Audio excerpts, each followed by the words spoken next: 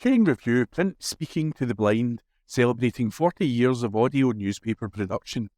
Welcome to this week's edition of the Glasgow Times podcast, recorded at the Bishop Briggs Media Centre by our amazing volunteers. You can get in touch with us via Facebook, Twitter or Instagram using @QNReview. That is @CUEANDREVIEW. You can also contact us directly by emailing information@QNreview.com. That is INFORMATION@CUEANDREVIEW.com, or by calling 0141 772 3976.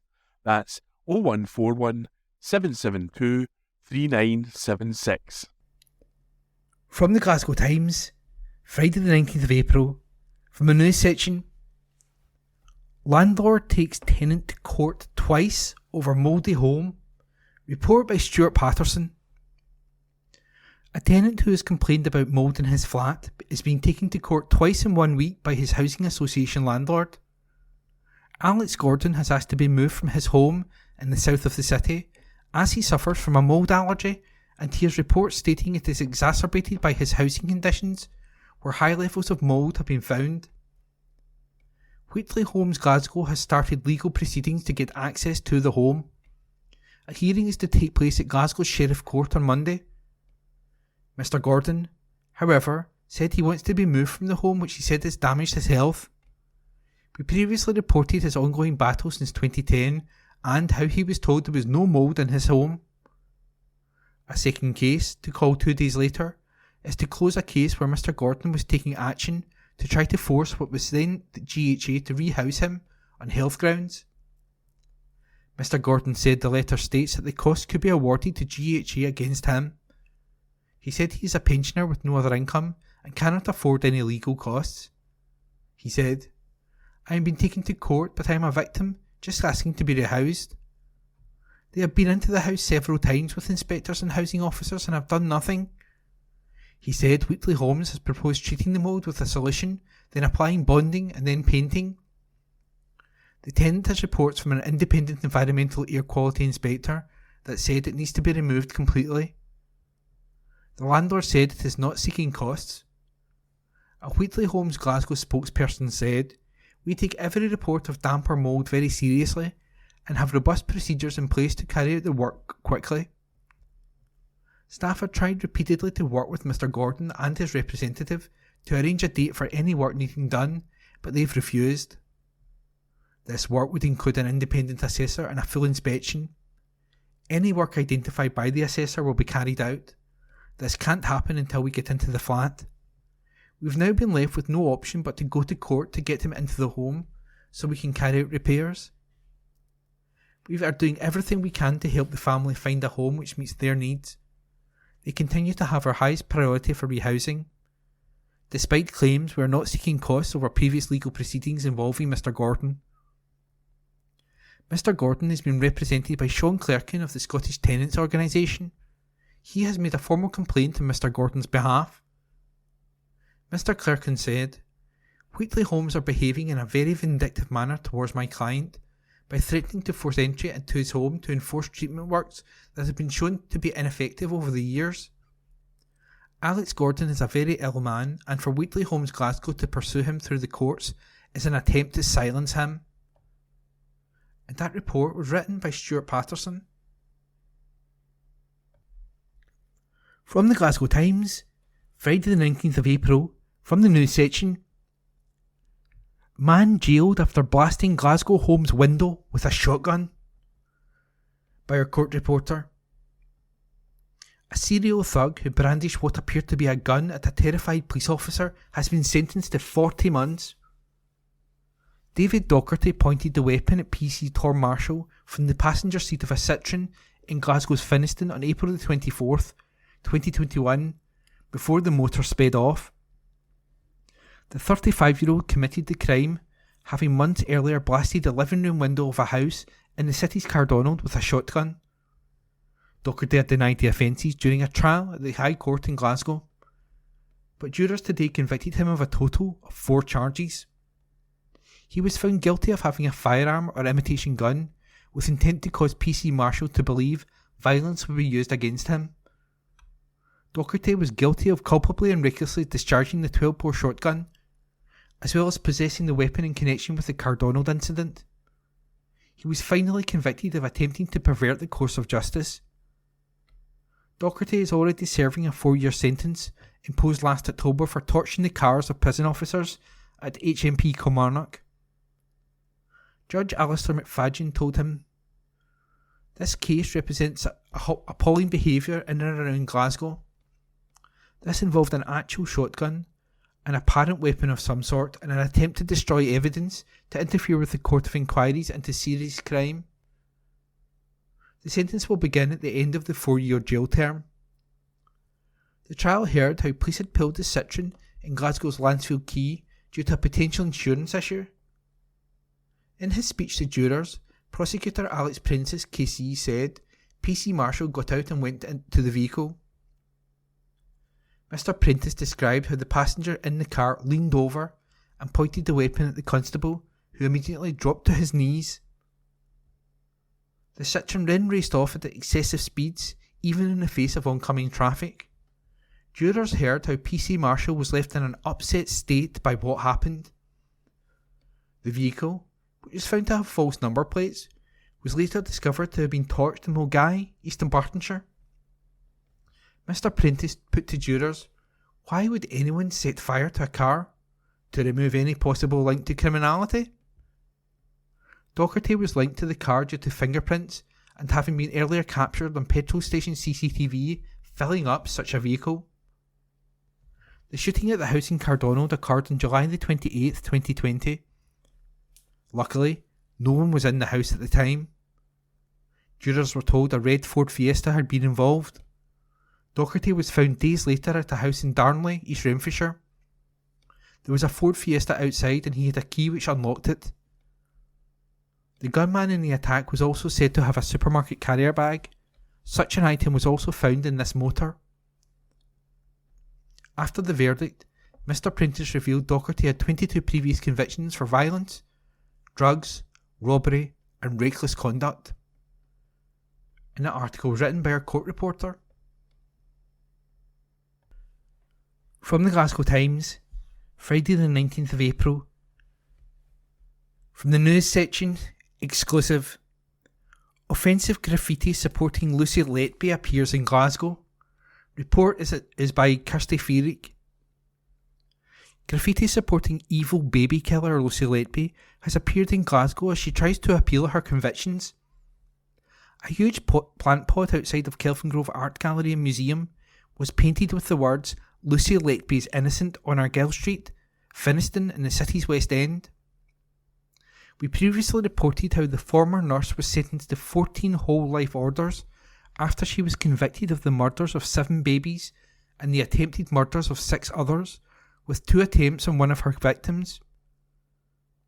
This month, the 34-year-old will have the right to attend her appeal against her convictions via video link, if given the green light to challenge them at the Court of Appeal. Now, 6 supporters of the child killer have left a message in Glasgow which has left bystanders outraged. One angry witness of the graffiti said, "Someone has written Lucy Letby is innocent in a plant tub outside Kelvingrove Gallery on Argyle Street. This has been there for some weeks, but the GCC staff clearly have not noticed it. The graffiti is offensive in its own right, but also because it's just down the road from West Glasgow Ambulatory Care Hospital on the old Yorkhill Sick Kids site. Maternity and some paediatric services still operate from this site, so the graffiti is likely to be seen by patients visiting the WGACH as adjacent bus stops are in the stops for the hospital. The people doing this need a slap, and GCC staff in the gallery need to wake up." A council spokeswoman said, "We were not aware of this graffiti. It has now been removed." Lucy Letby's offences took place at the Countess of Chester Hospital's neonatal unit, where Letby worked as a nurse between June 2015 and June 2016. Her lawyers will ask senior judges in Court 4 for permission to bring an appeal against all her convictions. A judiciary spokesperson said, "The court has directed that it will hear Lucy Letby's renewed application for leave to appeal and, if leave to appeal is granted, the substantive appeal at the same hearing. The hearing is provisionally listed for 3 days, April 22nd, 23rd and 25th, 2024. The applicant would be entitled to attend a hearing of the substantive appeal via a video link and may be asked the court's permission to attend the renewed application. The former nurse had an initial application to take forward her challenge refused by a single judge without a hearing in January, but she is able to renew her efforts before a panel of 3 judges at the hearing this month. If judges again decline to give permission or reject her challenge, it will mark the end of the appeal process for Letby. In August 2023, Letby, of Hereford, was sentenced to 14 whole life orders after she was convicted of the murders of 7 babies and the attempted murders of 6 others, with 2 attempts on one of her victims. Letby refused to come up from her cell and attend her sentencing. And that report was an exclusive by Kirsty Fayrick. From the Glasgow Times, Friday the 19th of April, from the news section, exclusive. Student's life turned upside down after India buildings evacuation. Exclusive by Morgan Carmichael. A university student claims her life has been turned upside down after the roof collapsed in a 19th century building, forcing her nearby flat to be evacuated. Bronnie Jaya Murray, 22, and her partner Aaron, 26, were evacuated from their Oxford Street home following the collapse of the India building's roof in the city's south side earlier this month. The demolition of the building, which sits in Bridge Street, is currently underway. Bronnie said, "The whole experience has been so crazy and mental, it feels like a fever dream. We have found ourselves up to high dole with the stress of this. I'm in my final 2 weeks of university and I've had to put that all aside. I worry I won't pass because this is all eating into my university time, and what does that mean for me? The evacuation has put my future on hold. We know that life has to go on, but when you have university to worry about and jobs, it all just adds to the stress." Bronnie and Aaron were left searching for a place to live following the evacuation, which they have now secured. She said, "Thankfully we are sorted now and have somewhere to stay, which was all thanks to social media and not the council or anyone else for that matter. We reached out to people online and a friend of a friend had a place for us to let out. We are so lucky to have a roof over our heads now, but there is just no guarantee that we can continue staying here for the 16 weeks that the council are quoting for the demolition." Bronnie claimed that the Glasgow City Council have not helped any of the residents, including herself, with temporary accommodation and have not corresponded much, if at all, since emergency eviction. However, the local authority insists that they are giving residents as much information as they have and offered advice on access to homeless services. She added, "I've only lived here a year and my family aren't nearby. The council telling me to go to a homeless unit or hostel was just terrifying as a young person in a big city. When I contacted the homeless unit, it was so scary and everything was uncertain. They were quoting £70 a night to stay in the Charles Rennie Mackintosh building just for myself. That building is scary enough to walk past, never mind stay in." The Glasgow Times revealed last week that resident Scott Lindsay has found his life to be in limbo following the evacuation, while occupant Graham Watson has been left feeling appalled and disgusted by how the council handled the evacuation. A Glasgow City Council spokesperson said, "On the day of the evacuation, all of the residents were advised that if they had no access to other accommodation, such as the homes of friends and family, they could contact the council's homelessness team and contact details were given. The council has no other temporary accommodation that we can offer. As much information as possible has been given to the displaced residents so far, and this will continue as new and relevant information becomes available. We understand that this is a distressing time for these residents, but there will be little point in constant contact if there is no new/further information to give. Our building standards officers are always available and happy to answer questions, and the residents have their details." And that article was an exclusive by by Morgan Carmichael. From the Glasgow Times, Friday the 19th of April, from the news section. Top cop speaks out after sex attacker jailed in Glasgow. By community reporter Esther Tarnay. A top detective has spoken out after a sex attacker was jailed for raping 2 young girls. Christopher Johnson, 33, was jailed for 10 years at the High Court in Glasgow today. He previously denied the charges but was convicted after a trial last month. Johnson preyed on the first victim in Glasgow's Knightswood and on the Isle of Bute. The second youngster was attacked in the city's Maryhill and Paisley, Renfrewshire. The crime spanned between 2003 and 2018. After the sentencing, Detective Inspector Jan McCall said, "Johnson abused the trust of these 2 children, and I would commend the victims for coming forward and reporting his behaviour to us. Investigating events that have happened in the past can present challenges, and it can sometimes only be with hindsight that people recognise that what happened to them was abuse. Police Scotland has highly trained specialist officers across the country who can investigate such offences and, working with partners, ensure perpetrators are brought to justice. We are committed to investigating all reports regardless of when abuse happened, where it took place, or who was involved. We will listen, we will investigate, and we will take prompt action to ensure that no one else is at a risk of harm. We would ask anyone wishing to report abuse to contact us on 101. That report was by Esther Tarnay. From Glasgow Times, Friday, 19th of April, Lifestyle section, Asda, Aldi and Sainsbury's misleading food labels found by Molly Court. A number of UK supermarkets have been found to be using misleading and fairly meaningless food labels on fresh produce according to an investigation. Loose cauliflowers, red cabbage, courgettes and onions at Sainsbury's, peppers, melons and mangoes at Asda, and spring onions at Aldi's had no visible origin labelling on the shelf or the products themselves, researchers for which found. Additionally, tomatoes from Morocco, parsley from Italy and sweet mini peppers from Spain sat on a shelf under a large banner decorated with a Union Jack and the words "Championing Great British Quality" at the Aldi store visited by Which. In one Asda, Which found cauliflowers that had a Union Jack on the shelf label but were actually from Spain.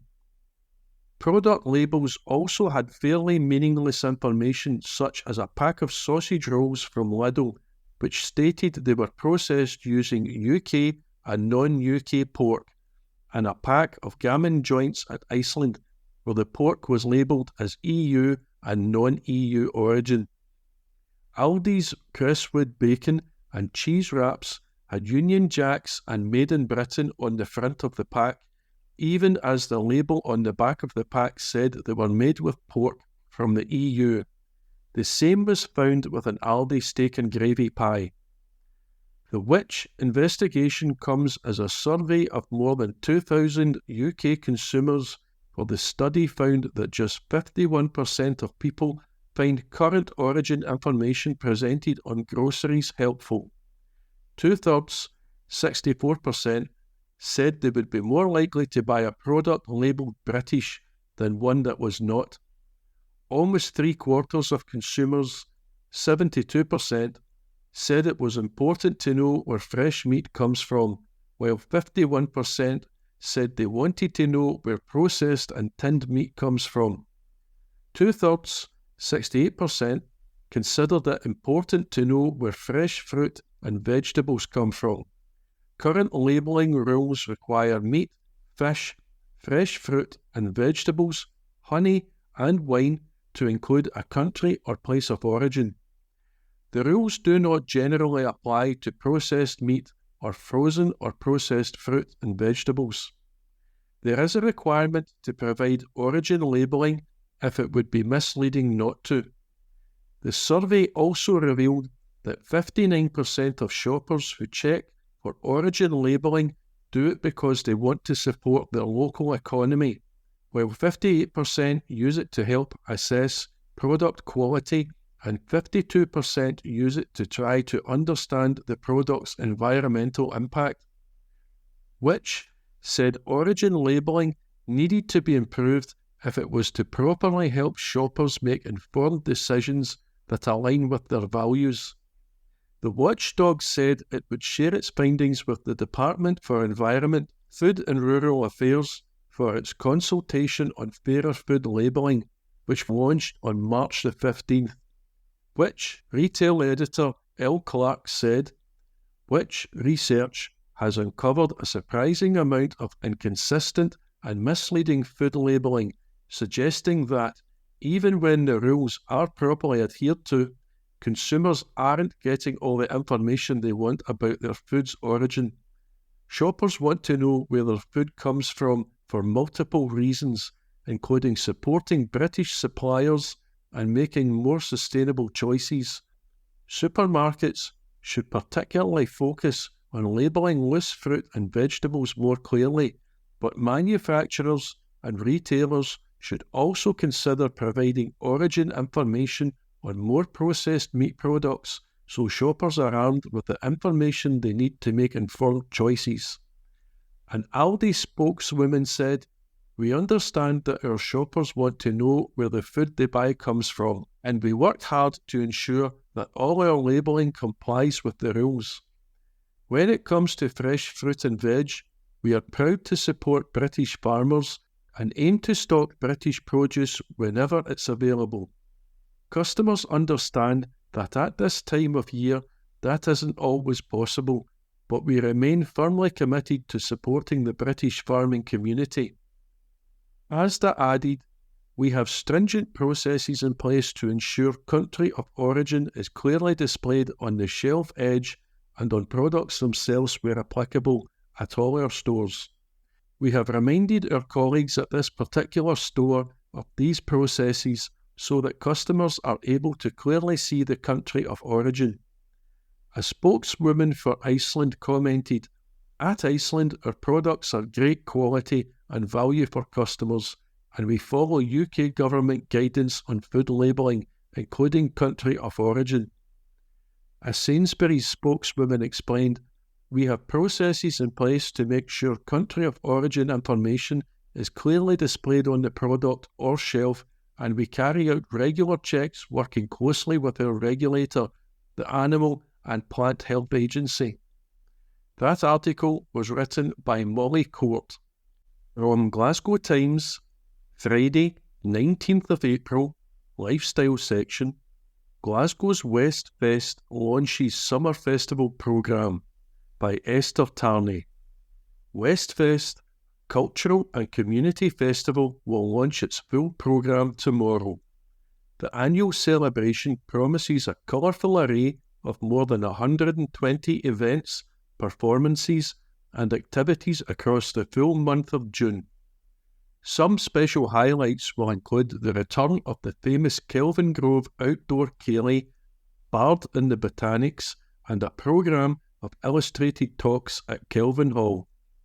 The festival will see the return of the Vinicum Street Gala, the Big Sunday at Kelvin Grove Bandstand, the Queen Margaret Drive Festival, and Drag at the Bandstand.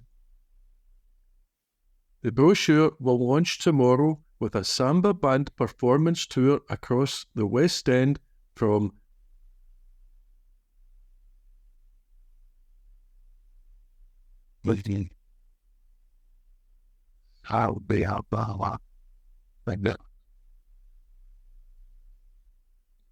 The brochure will launch tomorrow with a samba band performance tour across the West End from Sambia Bama and Think Circus.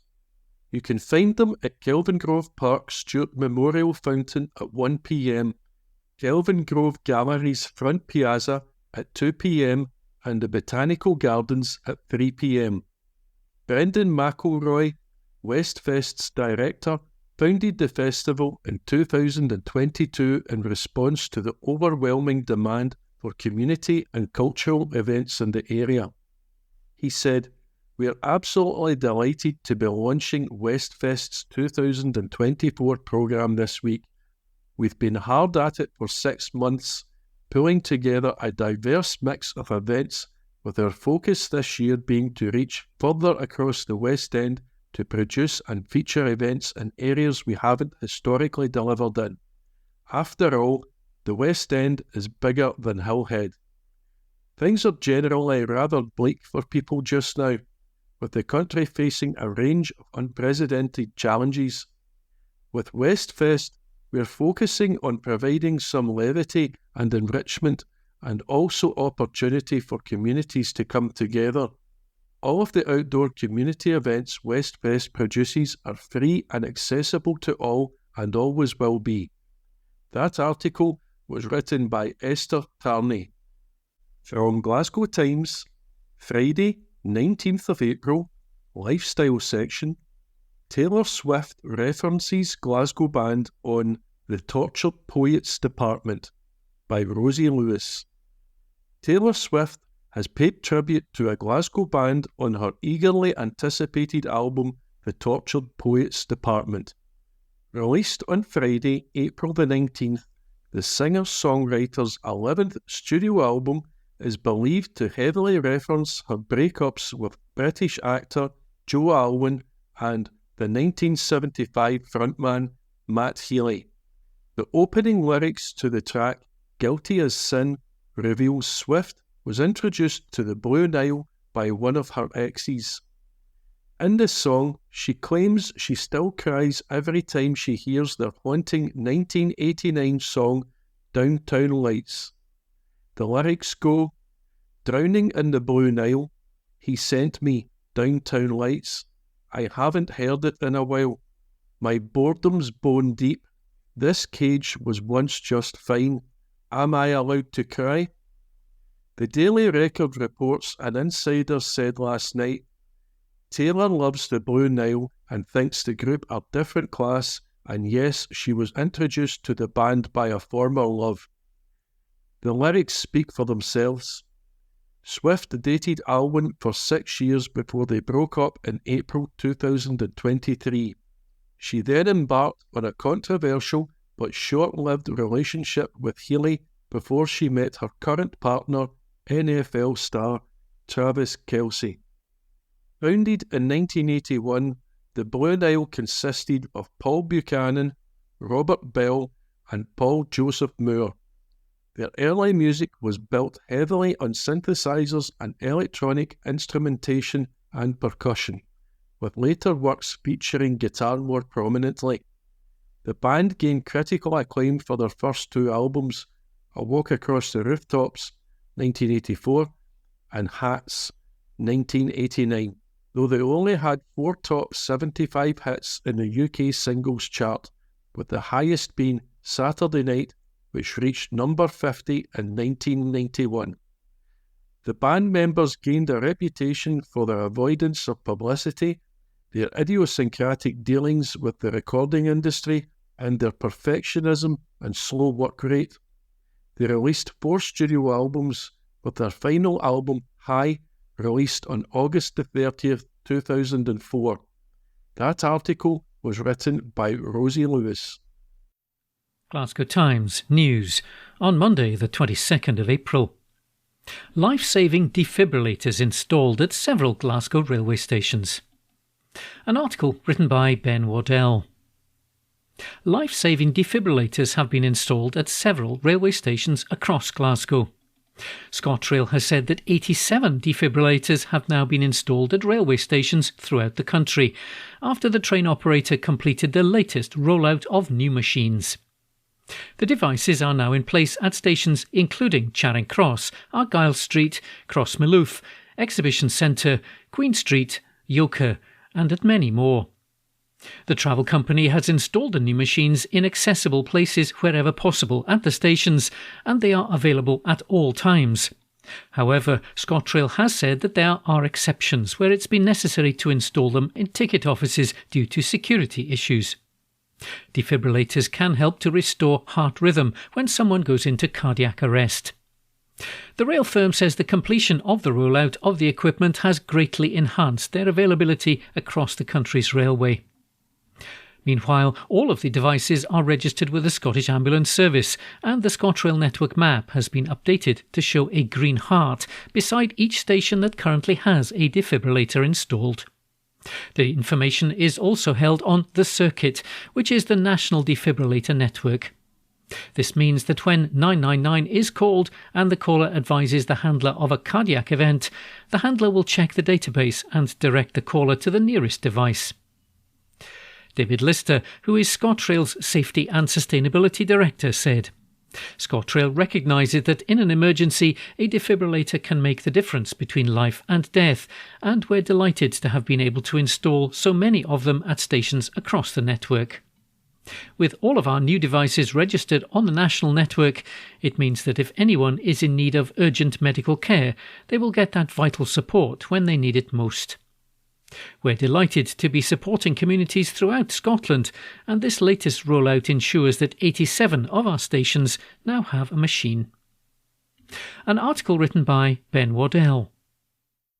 Glasgow Times, on Monday, the 22nd of April. Lifestyle. CrimeCon returns to Glasgow with top true crime experts. An article written by Sandhya Suresh.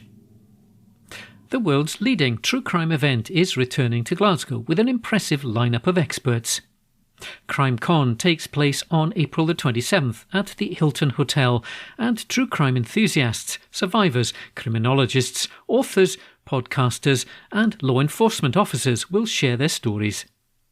Attendees will have the experience of stepping into the shoes of sleuths and participating in analysing a crime scene thanks to a new partnership between CrimeCon UK and Think Forensic. The interactive CSI experience follows the huge hit from the Las Vegas and London CrimeCon events.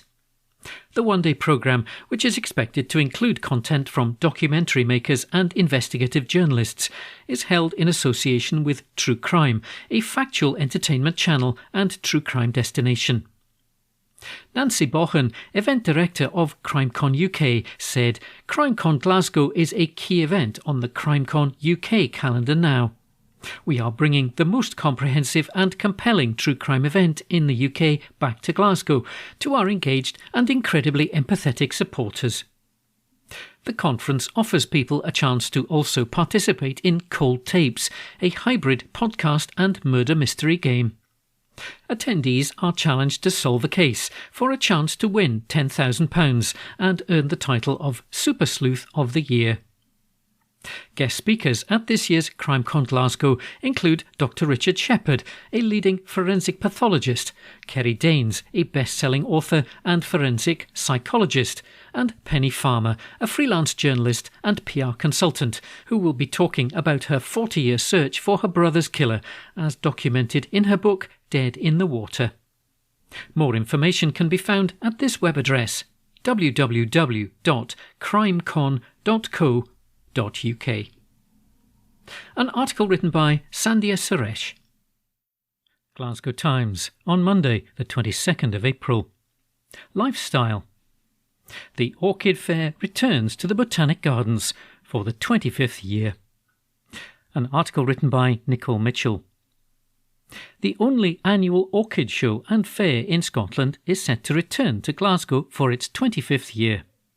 The Glasgow Botanic Gardens Orchid Fair 2024 will take place on Saturday, May the 11th and Sunday, May the 12th in the historic Kibble Palace. The event allows guests to admire displays of the exotic plants as well as to purchase a wide range of orchids from specialist UK nurseries. The Orchid Fair is free to attend, and members of the Scottish Orchid Society who assist with the running of the event will be on hand to offer advice on how to care for your orchids and to answer any questions. Alan Mackenzie, chair of the Scottish Orchid Society, said, "We are delighted to welcome a large range of orchid societies and traders this year. There really will be something for everyone. The way people keep orchids is changing, and there are so many options now.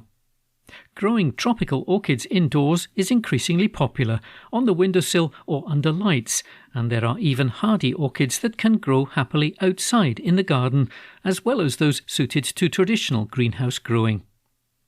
There will be orchid displays by the Scottish Orchid Society, North of England Orchid Society, North East of England Orchid Society, Hinckley and District Orchid Society, and the Hardy Orchid Society.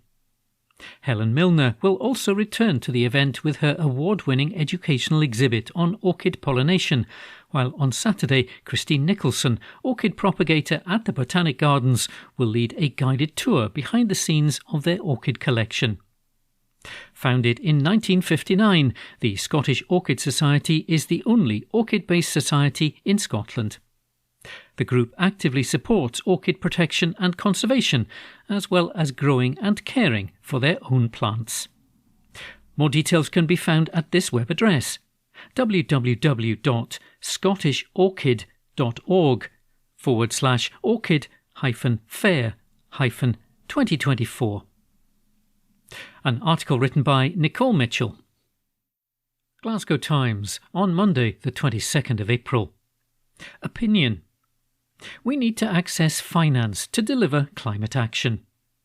A column written by Martha Wardrop. This month, the United Nations Climate Change Executive Secretary Simon Steele said that we have 2 years to save the planet.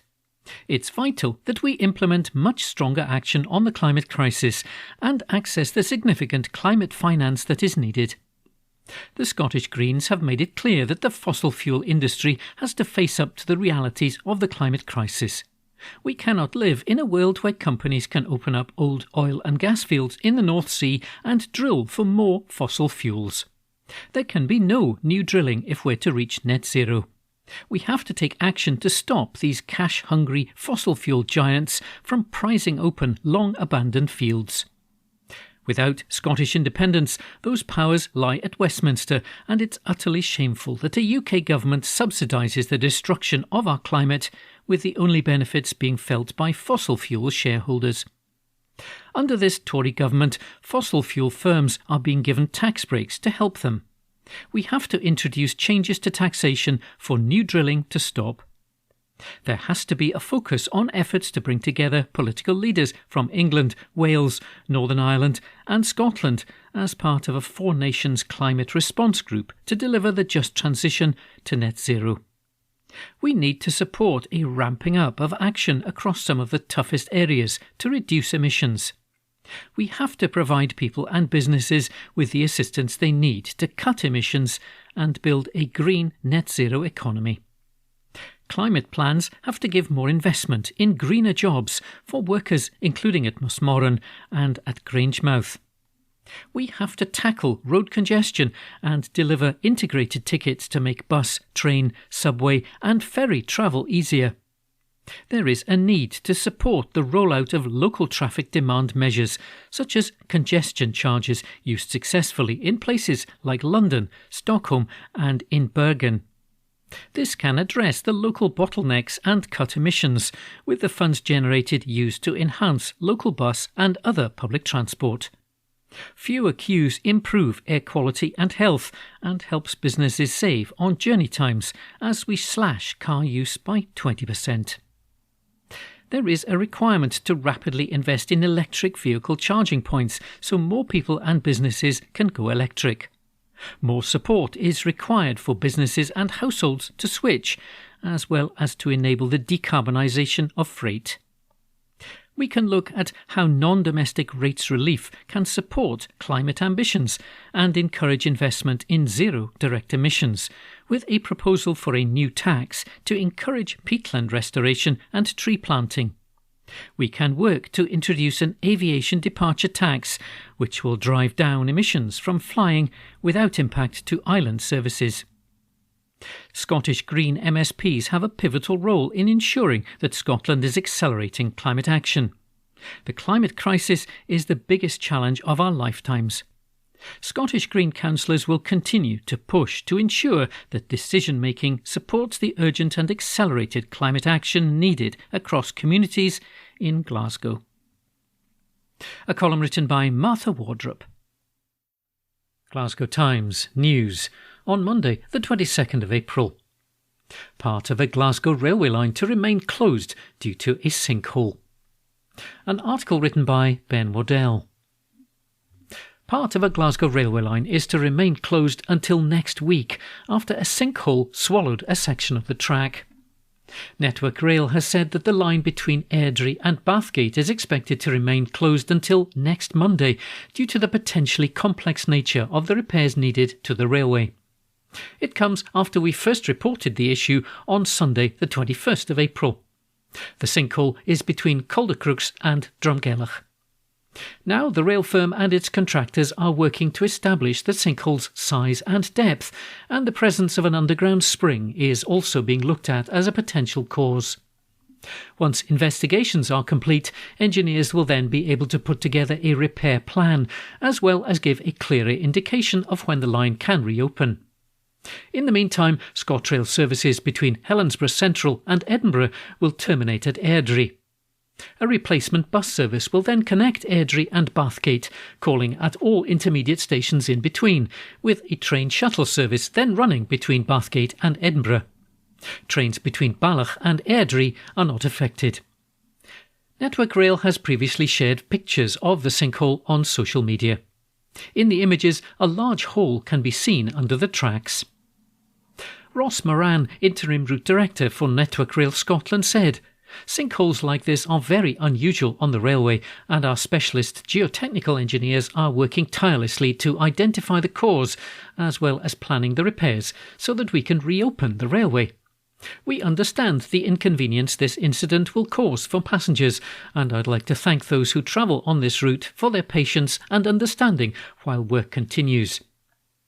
Phil Campbell, ScotRail Customer Operations Director, said, "We are doing everything we can to keep our customers moving while this issue is resolved, with replacement buses between Airdrie and Bathgate. Customers should plan their journey in advance and allow some extra time, as the bus service will take longer." An article written by Ben Waddell. Glasgow Times News on Monday the 22nd of April. Patrick Harvey is unsure of the future of the Butte House Agreement. An article issued by the Glasgow Times news desk.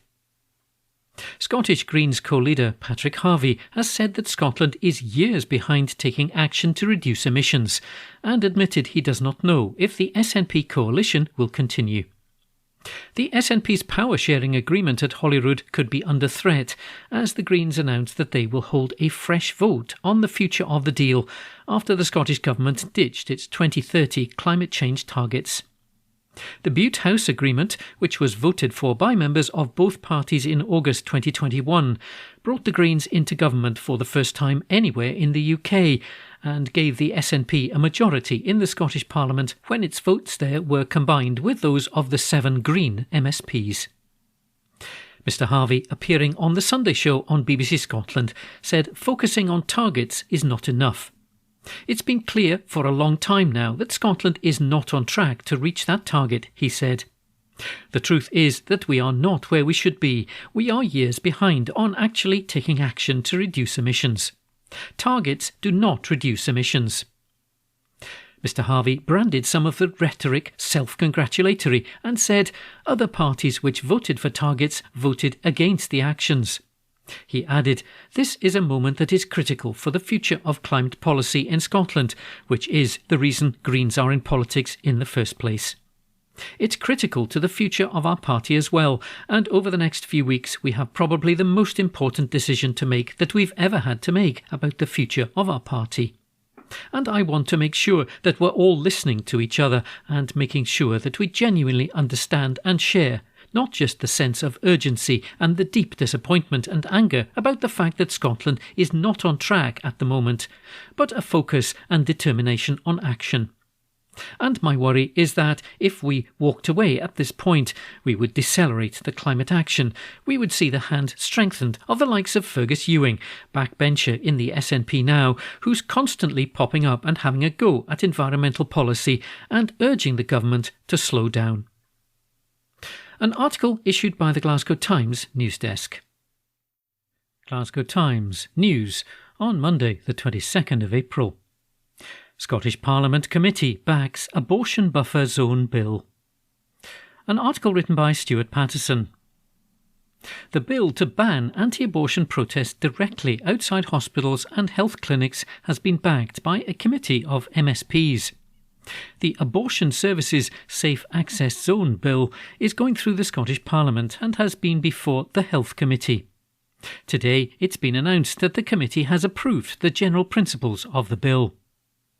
It was proposed by Gillian Mackay, Scottish Greens MSP, to prevent the protests that regularly occur outside places like the Queen Elizabeth University Hospital, the Royal Infirmary and the Sandyford Clinic. The committee stated, the evidence it has gathered has led it to conclude that the creation of safe access zones around abortion services are necessary to protect women's rights, so that they can access healthcare services without experiencing harassment and undue influence. It also recognised the potential impact the bill will have in restricting the human rights of those who engage in anti-abortion activity outside abortion services. However, it found the restrictions on human rights are proportionate to achieving the aims of the bill. A report said there were differing views on the committee on the issue of silent prayer. Those taking part in the protests, like recent ones under the 40 Days for Life campaign during Lent, claim they are staging a vigil or engaging in prayer.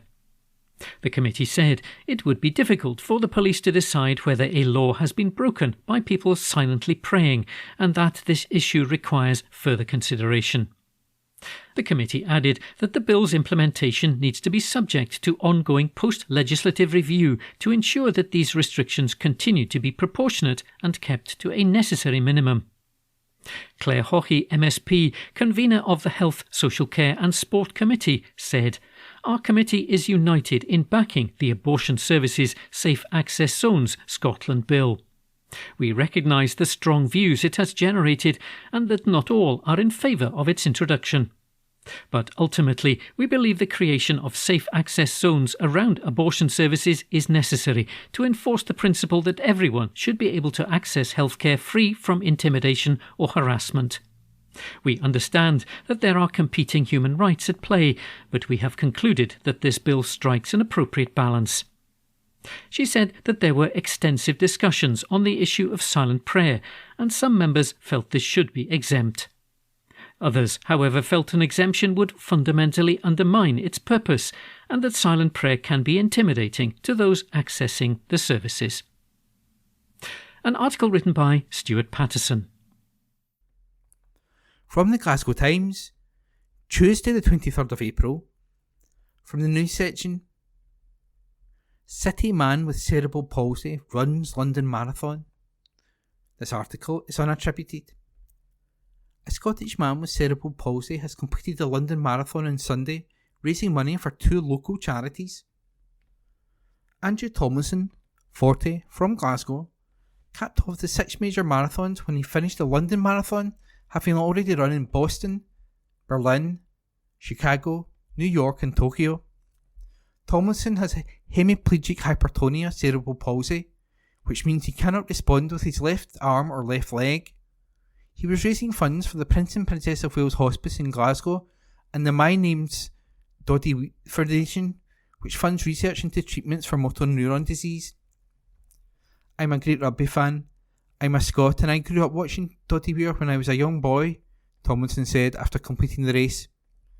After running in Tokyo 3 weeks ago, Tomlinson said, "Crowds in London are far superior. It pushed me on. I probably ran a wee bit quicker than I expected to because I've not been feeling good. I reckon I'm the first person with cerebral palsy to do all 6 majors," he continued, adding, "I've also run in under 4 hours, which I suspect may be a world record." More than 50,000 people ran the 26.2 mile course through London, making it the largest turnout in the marathon's history. Last year's marathon, the world's biggest annual one-day fundraising event, raised £63 million for thousands of charities.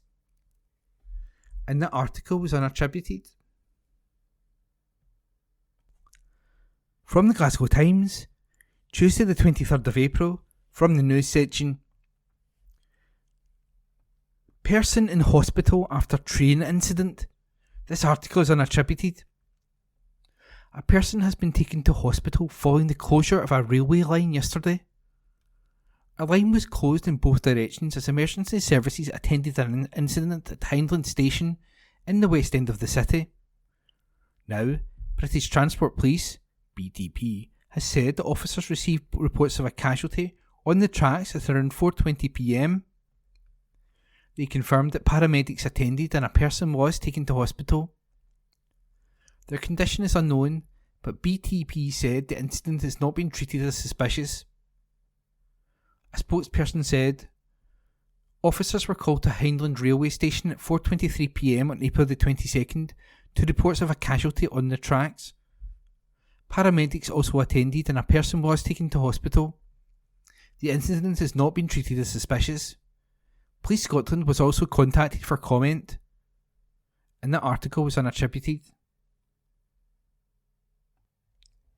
From the Glasgow Times, Tuesday the 23rd of April, from the news section. Quad bike crackdown. Report by Stuart Patterson. A bid to crack down on dangerous quad bike riders with tougher rules has been taken forward by a Glasgow MP. There have been several incidents and deaths in the city as a result of people riding quad bikes irresponsibly in recent years. Anne McLaughlin, Glasgow North East SNP MP, has presented a private member's bill in the House of Commons following concerning complaints from constituents about antisocial and dangerous use of such bikes. She said she had heard of bikes being a menace, driven in parks and on pavements at speeds of up to 70 miles per hour, leaving residents terrified. The bill would mean bikes would need to be registered and a registration mark visibly displayed. The MP said there would be exemptions for legitimate industrial purposes, like farming or land management use. She said, I've heard from so many constituents about the trouble caused by the antisocial, improper and frankly life-threatening use of motorbikes and quads in Glasgow. I've been hearing from families who are scared to let their kids out to play in fear that they are run down by off-road bikes travelling on pavements and play parks at speeds in excess of 60 miles per hour to 70 miles per hour, and that's just not fair. Worse than this, there have been fatalities involving unlicensed and unregistered off-road trail bikes in my constituency, and I want to do something to prevent that ever happening again. The MP said she has the support of the National Motorcyclist Council and cross-party MPs who want action as this is an issue that affects areas across the UK. She said it is not easy for the police to catch people on bikes when they are speeding through parks and on pavements, and feels that a registration mark will mean that the owners can be identified and tracked down. McLaughlin added, I know how much fun people can get from riding these off-road vehicles, and, although it might not be for me, I do see the appeal in the sport. I don't want to try and ban anything or stop the genuine enjoyment of riding an off-road bike. I just want it to be safer for everyone involved. It terrifies me when I see these people riding at high speeds with no helmets and no concern for their own safety or the safety of those around them. Incidents involving quad bikes in Glasgow have ended in fatalities on a number of occasions. In June 2022, a 36-year-old man died in Lamhill Cemetery after his bike crashed into a headstone. The crash took place early on a Sunday morning. Margaret Meldrum, 75, was killed when Kirk Kilgore ran into her on an off-road quad bike in Knightswood. Kilgore, 25, who had been drinking and taking drugs, went on the road, mounted the pavement and crashed into Margaret, who was walking to nearby shops. In November 2019, a man died after he crashed a quad bike. David McMillan, 27, died after he struck traffic lights in Archer Hill Road, Knightswood. He had been riding on the road with two others on quad bikes at the time. And that article was by Stuart Patterson. From the Glasgow Times, Tuesday the 23rd of April, from the news section. School in bid to help pupils overcome exam fears. Exclusive. Head teacher reveals innovative way City Secondary is attempting to boost preparation for youngsters. Report by Anne Fotheringham. As exam season begins across Scotland, a Glasgow secondary school has come up with an innovative way of helping young people prepare. Drumchapel High's hands-on approach, which includes a prep and chill room, helpful masterclasses and an extra community study spaces has helped to transform the way some pupils feel about exams, says head teacher Madeline Baker. One of the most striking things is the feedback we have had from the invigilators, says Ms. Baker. They said they had noticed a marked difference in engagement in the exam hall. We also have more pupils sitting exams. We're trying to build a culture around exams that demonstrates they are not something to fear and we can help. More than 131,000 pupils will sit National 5, Higher and Advanced Higher exams across Scotland over the next 6 weeks. Performance and practical elements in subjects such as drama, music and PE have been taking place over the last few weeks. More than 2 million question papers will be handed out in around 500 schools, colleges and training providers across the country. In addition, many learners will be in the final stages of completing National 1 to National 4 qualifications, SQA awards, Skills for Work courses, National Progression Awards and National Certificates that are continually assessed throughout the year. In total, more than 146,000 candidates are expected to get their results on Tuesday, August the 6th. Some coursework has been reintroduced this year after being removed during the pandemic, such as physics and chemistry higher assignments. The SQA has said it will consider any impact on learners completing coursework for the first time in its grading decisions. At many schools, senior pupils are beginning study leave, attending only on exam days. At Drumchapel High, however, the approach is slightly different, explains the head teacher. Studying at home is not always easy for numerous reasons, she adds. We ask senior pupils to attend school every day so we can support them throughout. Teachers run masterclasses, and for those young people for whom studying and engaging with learning can be a challenge, we have a bespoke achievement zone, which is a little quieter and less distracting. We have created a prep and chill room with food and drinks where young people can come and get some encouraging words of advice or pick up an extra pen or pencil so they don't walk to the exam and panic sets in when they realise they have forgotten something. The whole idea is to look at things more holistically. As soon as you're in the heightened sense of stress, it becomes difficult to retrieve information. She adds, since the end of the pandemic, many young people simply find exams overwhelming. The importance of assessment cannot be questioned, but for assessment to be a success, young people have to feel supported and be able to walk into exams with a sense of confidence. Fifth year pupil Jason Asedo said, the option of having this study support is very beneficial, particularly if people don't have somewhere to study. For those who feel less confident about independent study, they can access teachers for help. Fellow S5 student Rory McKellar adds, it's good to have a different place to study. The master classes are great. Drumchapel High has also linked up with the local library and G15 Youth Project to provide study spaces in the community. We take a very nurturing and supportive approach, adds Ms. Baker. It is important to invest in our young people, to help them do the best they can, even when they feel like it is a mountain to climb. A shake-up of assessments and qualifications in high schools could be on the way after recommendations made in the Hayward report, It's Our Future, Independent Review of Qualifications and Assessment. Ms. Baker says, the consultation process as part of the Hayward review was done in a very fair way, with so many views from stakeholders taking it into account, and it gave a strong sense of what people value from assessments. Now we will see how that plays out in terms of reform. As a head teacher, there is a lot to look forward to. The SQA website has a wide range of support for learners, including a Your Exams guide that gives learners helpful hints and tips for preparing for exams. This booklet is also available from schools, colleges and training providers. Learners can access revision tips and past papers and download SQA's My Study Plan app to help them plan their revision time. All candidates will receive the results by post on August the 6th, but there is still time for them to register for a MySQA account to receive results by text and or email on results day. Learners should log on to www.mysqa.org.uk, that's www.mysqa.org.uk, and register for the service with their unique Scottish candidate number by 5 p.m. on July 17th. Councillor Christina Cannon, Glasgow City's education convener, said, "Good luck to all of our young people across the city due to set their SQA exams over the coming weeks. Exam season can be an anxious time for pupils, so it's great to see our schools offering encouraging and nurturing environments to help prepare and support our young people through this diet." And that article was an exclusive by Anne Fotheringham. From the Glasgow Times, Tuesday the 23rd of April, from the Arts and Entertainment section, Sir Rod delights fans with surprise.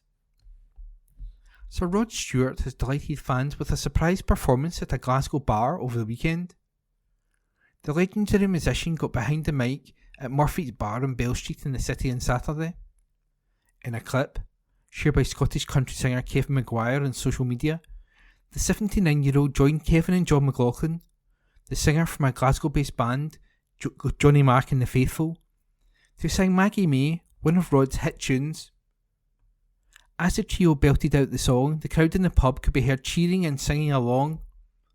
Sharing the moment on TikTok, Kevin said, "Surreal moment. Performing Maggie May with Rod Stewart. Insane moment." Again from the Arts and Entertainment section, "I love you so much." A multi-platinum pop star has hailed Glasgow after her concert in the city. Canadian-born star Tate McRae has said she loves Glasgow so much after her performance in the city over the weekend. The 20-year-old posted a clip on social media of her show at the O2 Academy on Saturday. In the video, the star was singing her hit tune "You Broke Me First," while the crowd could also be heard singing it word for word. Posting the clip on TikTok, the star said, "I love you so much, Glasgow." The singer-songwriter is also known for her hits Greedy, Exes, 1035, Run for the Hills and many more. During her musical career, so far, Tate has received several awards including nominations for 2 Billboard Music Awards, an MTV VMA Award and multiple People's Choices Award. And those articles were unattributed. From the Glasgow Times, Tuesday the 23rd of April, from the news section. Texas star was ordered to change her look by Kirsty Feerick. Texas star Charlene Spiteri claims she was ordered to change her look for success. The frontwoman has revealed she was challenged to alter her appearance and clothing choices as soon as the iconic Glasgow band was signed. However, she says this has given her the B**** and the guts to say no as she stayed true to herself. The 56-year-old was interviewed by Chris Difford, founder of the band Squeeze, for the latest podcast episode of I Never Thought It Would Happen from the charity Help Musicians.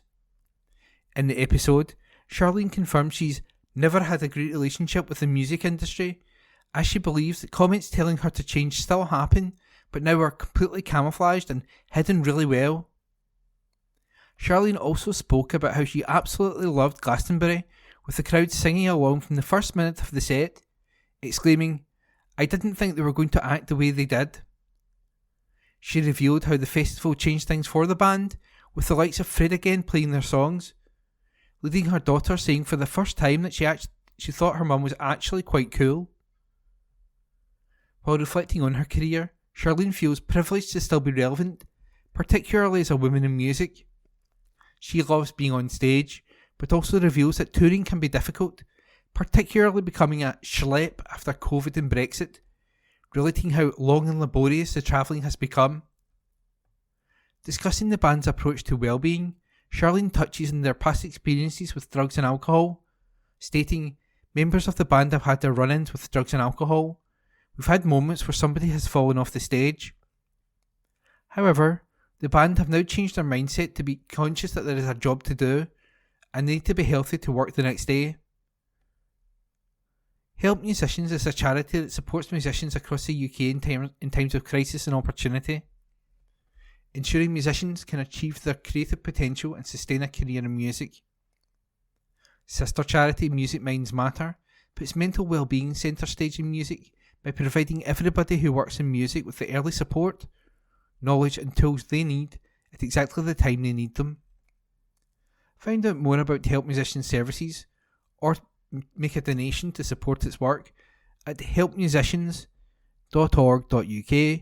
That's helpmusicians.org.uk. And that article was written by Kirsty Friedrich and read by me, Ian McKenna. From the Glasgow Times, Tuesday the 23rd of April, news. Thug, 33, ambush man down lane to steal phone. These articles are unattributed. A thug who ambushed a man down a lane, then stole his phone and cash, was jailed yesterday for 16 months. Jamie Jigsy O'Rourke, 33, and 2 others pounced on George Miller in Glasgow city centre on March the 2nd last year. Mr. Miller was knocked to the ground before the 3 men were seen to rifle through his pockets. The attackers made off with their victim's mobile phone as well as a wallet containing £180 in cash. O'Rourke pleaded guilty at Glasgow Sheriff Court to the assault and robbery of Mr. Miller to his injury.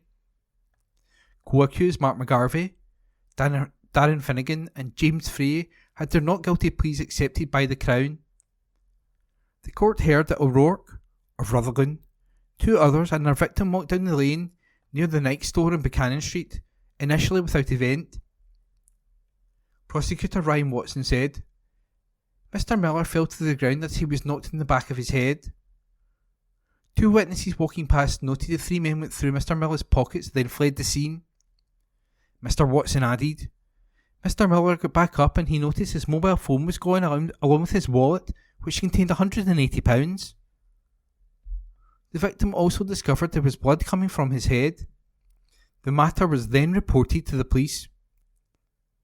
O'Rourke's lawyer told the court her client has little recollection of the incident and occurred when he was at his worst. Sheriff Paul Reid told O'Rourke that he was required to impose a custodial sentence. Man charged after flight allegedly forced to divert. A man has been charged after a Glasgow flight heading to Tenerife was allegedly forced to divert at the weekend. EasyJet flight number EZY3113, which was heading to the island from Glasgow Airport on Saturday, was diverted to Bristol after 2 passengers were allegedly being disruptive. The pair were reportedly met by cops once landing at the English airport, and the plane later continued on to Tenerife. Now, even in Somerset, police has said a 34-year-old man has been charged on 1 count of being drunk on an aircraft, criminal damage, failing to obey the lawful commands of the pilot while on board an aircraft, and using threatening, abusive or insulting words towards crew while in an aircraft. It added the second man involved in the alleged incident was arrested on suspicion of being drunk on an aircraft. He was released with no further action. The first man was due to appear in court yesterday. Ahead of the charge of the 34-year-old, a spokesperson for EasyJet said, EasyJet's cabin crew are trained to assess and evaluate all situations and to act quickly and appropriately to ensure the safety of the flight and other passengers is not compromised at any time. While such incidents are rare, we take them very seriously and do not tolerate disruptive behaviour on board. And those articles were unattributed. Glasgow Times, Tuesday the 23rd of April, from the opinions section. I feel myself swaying against legalising assisted dying. Last week, Lib Dem MSP Liam MacArthur published his private member's bill seeking, in certain tightly defined circumstances, to legalise assisted dying. The bill aims to allow someone, aged 16 or over, who is terminally ill with a condition they won't recover from and which is expected to cause premature death, to obtain the consent of 2 doctors to be provided with assistance to end their own life. Both doctors need to be satisfied that a person is acting voluntarily, without being coerced or pressured. I have rarely been as conflicted on any issue as I am on this. On previous occasions, when the matter has come before Parliament, I have voted against. I have been determined this time to consider the issue afresh, and to consider all the different arguments with an open mind. Liam is to be commended for the thorough and sensitive way in which he is giving Parliament the opportunity to do so. I had expected this time, if I am being frank, to find myself swaying in favour of the legislation. I believe that we all deserve as much agency as possible over our own lives, and, in theory at least, I understand the argument that this must entail, in some circumstances, the right to decide when to end our lives. Also, like most, I am deeply moved by accounts of terminally ill people living in severe pain and distress, who wish to die with dignity and in peace at a time of their own choosing. I have asked myself time and again what I would want in these circumstances, but, in truth, I don't know. Can any of us answer this question properly in the abstract, before and until we find ourselves in the situation? And, even if I wouldn't choose it, does that justify me voting against the right of others to do so? All these arguments have force, and yet so far, despite my expectations, the more deeply I think about the different issues involved, the more I find myself veering away from a vote in favour, not towards it. I worry that even with the best of intentions and the most carefully worded legislation, it will be impossible to properly guarantee that no one at the end of their life will feel a degree of pressure, a sense that it might be better for others, for them not to be here, even if their loved ones tried to persuade them otherwise. And, even more fundamentally, I worry about the thin end of the wedge. That if we normalise assisted dying, if we come to associate dignity at the end of life with choosing to die, rather than being supported to live in as much peace and comfort as possible, then we will, as a society, lose focus on the palliative and end-of-life care and support that is necessary to help people, even in the worst of circumstances. To live with dignity, and I worry that over time, this shift in collective mindset will see the tightly drawn provisions of the bill extended much further. These then are the issues that, like all MSPs, I am wrestling with. Notwithstanding the above, I remain determined to consider every argument carefully before reaching a final decision. Any constituent who wishes to share views with me for or against or undecided should contact my constituency office. That was an article by Nicola Sturgeon. Glasgow Times, Tuesday the 23rd of April, from the Lifestyle section. Tesco shoppers targeted by £500 gift card scam email. Tesco and consumer group Which have issued a warning to all shoppers over a £500 gift card scam. Tesco customers are being targeted by the phishing email scam, which claims to offer shoppers the chance to claim a £500 gift card. However, following the links in the email will take victims to a malicious survey website which asks you to answer questions. The questions will reveal your personal and financial information, which can then be used to steal your identity. If you receive the scam email, you should not click on any links. You can report the email by forwarding it to report@phishing.gov.uk, and phishing websites can be reported to the National Cyber Security Centre.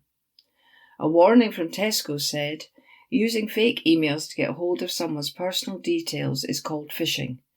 You might receive an email that looks real, as though it's from Tesco, but it may ask you for personal information that we would never ask for. The email is most likely fake if it asks you for passwords, club card number, date of birth or banking details. Some fake emails may ask you to click a link to another website. If you're unsure about the email in the first place, it's best to delete it. If you want to access your club card account and are unsure about a link in an email, always start at tesco.com and click Tesco Club Card to find your way to your club card account. Remember, we'll never ask you for personal information in an email unless you've contacted us first, and we're replying to you directly. We will never ask you for your password. That was an article by Joshua Searle. This is from the Glasgow Times on the 24th of April 2024 from the news section, and the headline reads, Conversations highlighted as life-saving for vulnerable people. This article is by Ben Waddle. A support worker has highlighted the life-saving potential of conversation for some of the nation's most vulnerable people ahead of this year's Pay It Forward Day. Ewan Brock, a support and development worker at the charity Social Bite, has said conversation and inclusion is hugely important ahead of the event on Sunday, April 28th.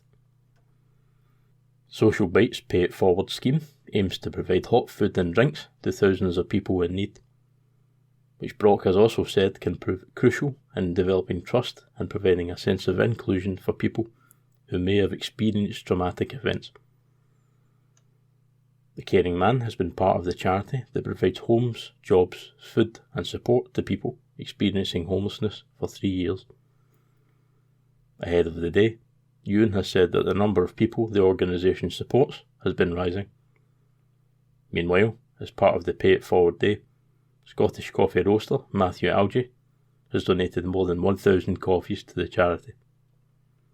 The beverages will be provided through the scheme across Social Bite's 3 Scottish locations in Glasgow, Edinburgh and Aberdeen. Ewan said, The biggest challenge I see at the moment is a shortage of adequate housing across the whole of the UK.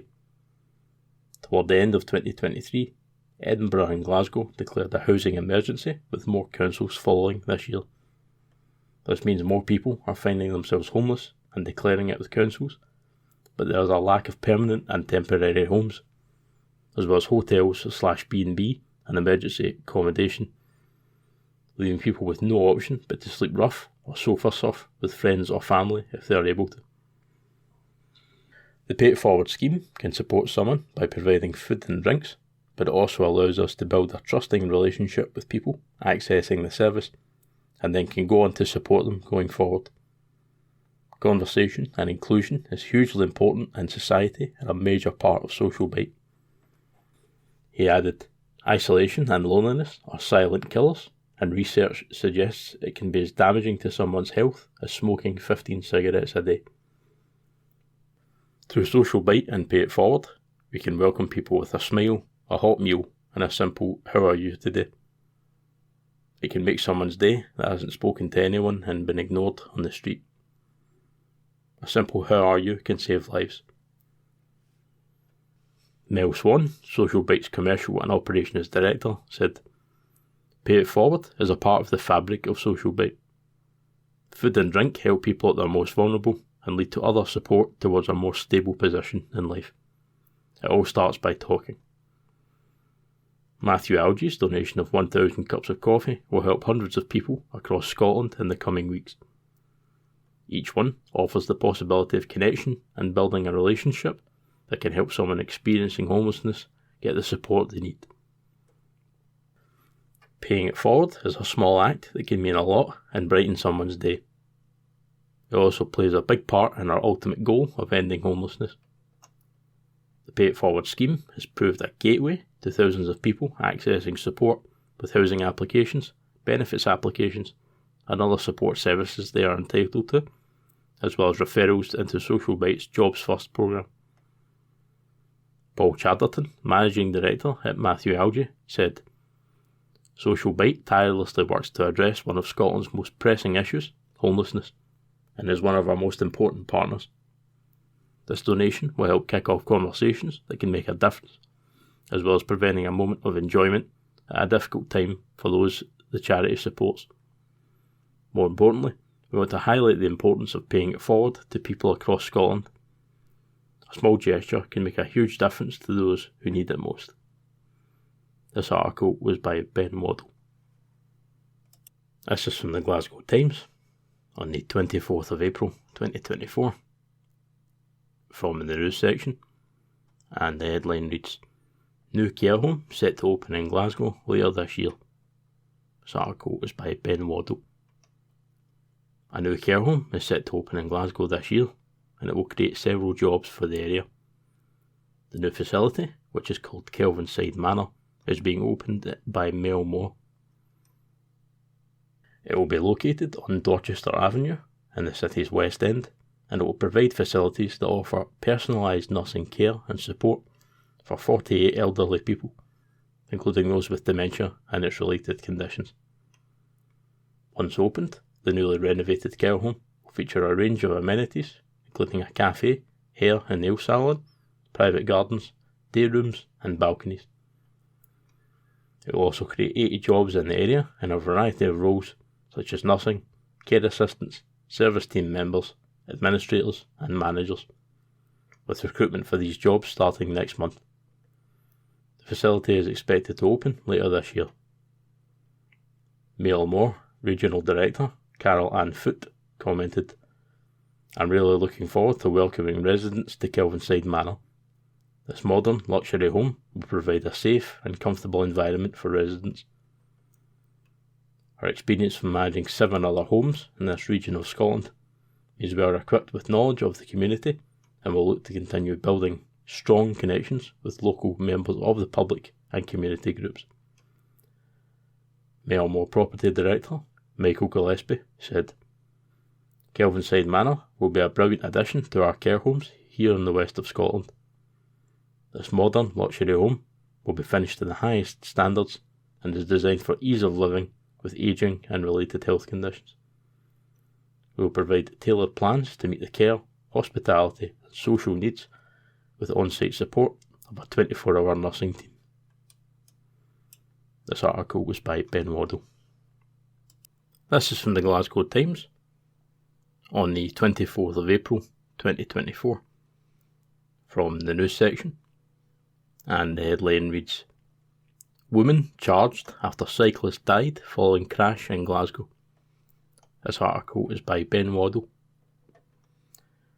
A woman has been arrested after a cyclist died following a crash in Glasgow.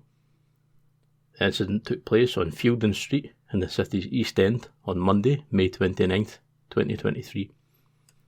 Following the crash, 64-year-old John Morton from Paisley, who was the cyclist, sadly died in hospital. Now, police have said a 52-year-old woman has been arrested and charged in connection with the incident. A report will be sent to the Procurator Fiscal. A spokesperson for Police Scotland said, A woman has been charged after a cyclist died following a crash in Glasgow. John Morton, 64, died in hospital as a result of a collision on Fielden Street on Monday, May 29th, 2023. A 52-year-old woman was arrested and charged yesterday in connection with the incident. This article was by Ben Waddle. From Glasgow Times, Wednesday, 24th of April, Lifestyle section. Former frontman of American band to host Glasgow concert by Ben Waddle. The former frontman of an American band is set to host a concert in Glasgow. Hughie Morgan, a former member of Fun Loving Criminals, will perform at the Garage in the city centre on Thursday, September the 12th. The 55-year-old will bring his The Fun Loving Criminal show to the venue. The musician left the well-known band, whose hits include Scooby Snacks, Kings of New York and Loco, in 2021.